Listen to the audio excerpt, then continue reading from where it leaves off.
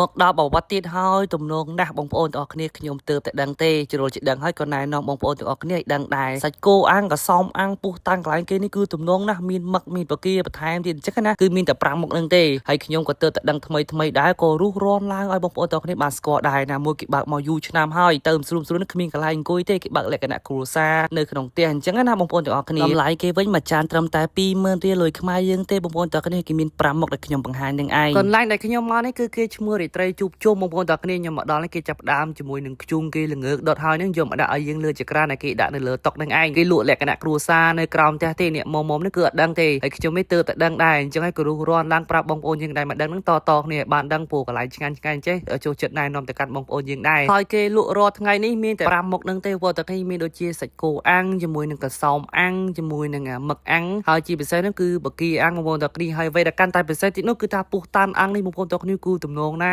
សម្រាប់ទឹកជ្រលក់គេនេះផងដែរមានតែទឹកតៅហ៊ូមមុខនឹងទេបងប្អូនទាំងគ្នាអាចលាយគ្រឿងជាមួយនឹងគល់សក្រីជាមួយនឹងសណ្តែកដីដាក់ទឹកម្ទេសទៀតមកចាត់ជាគ្នាណាយើងចាប់ដើមដាក់អាំងអញ្ចឹងណាហើយយើងអាំងនេះគឺថាមើលវាឲ្យតាន់តែមើលមិនតាន់ហ្នឹងគឺដឹងតែខ្លោចហើយពលល្ងើកភ្លើងក៏រៀងខ្លាំងដែរអញ្ចឹងណាបងប្អូនទាំងគ្នាហើយបើសិនជាយើងចង់កុំឲ្យវាក្តៅខ្លាំងពេកយើងអាចដាក់ទឹកកកនៅពីលើនឹងបានកាត់បន្ថយភាពក្តៅខ្លាំងបានមួយកម្រិតដែរដែលយើងអាំងទៅក៏យើងអាចគ្រប់គ្រងបានងាយស្រួលអញ្ចឹងណាបើមិនអញ្ចឹងទេគឺដឹងតែខ្លោចហើយមនុស្សក៏ទៅច្រើនដែរបងប្អូនទាំងគ្នាទៅមុំហ្នឹងយើងគ្មានកន្លែងអង្គុយទេហើយបងប្អូនទាំងគ្នាមួយណា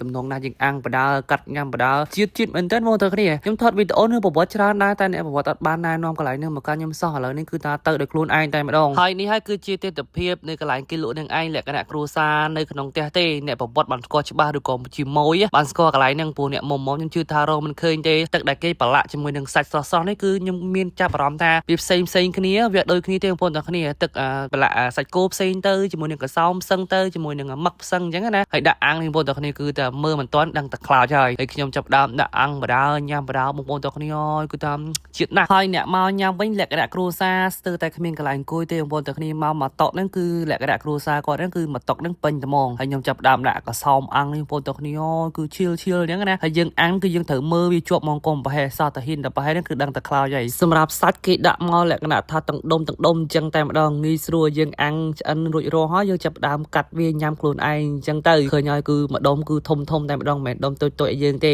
ហើយជាមួយនឹងមឹកនេះក៏ស្រស់បកាគេលក្ខណៈថាស្រស់យើងញ៉ាំទៅយើងដឹងថាវាថ្មីល្អហើយខ្ញុំនេះបងប្អូនទាំងគ្នាឲ្យបានកន្លែងថ្មីអញ្ចឹងសប្បាយចិត្តណាស់ណែនាំទៅកាន់បងប្អូនយើងឲ្យបានដឹងហើយនេះឲ្យសាច់គោគេលក្ខណៈគេនេះគឺធំអញ្ចឹងតែម្ដងជាងហាន់លក្ខណៈបែបហ្នឹងមកញ៉ាំអញ្ចឹងទៅគឺជាតិណាស់ដូច្នេះហើយវីដេអូហ្នឹងមានតែប៉ុណ្្នឹងទេហើយនេះគឺជាទីតាំងរបស់គេបងប្អូនទាំងគ្នាជួបខ្ញុំនៅវីដេអូក្រោយៗទៀតកុំភ្លេច follow page ខ្ញុំម្នាក់មួយផងនិងចែករំលែកវីដេអូនេះផងដែរអរគុណច្រើន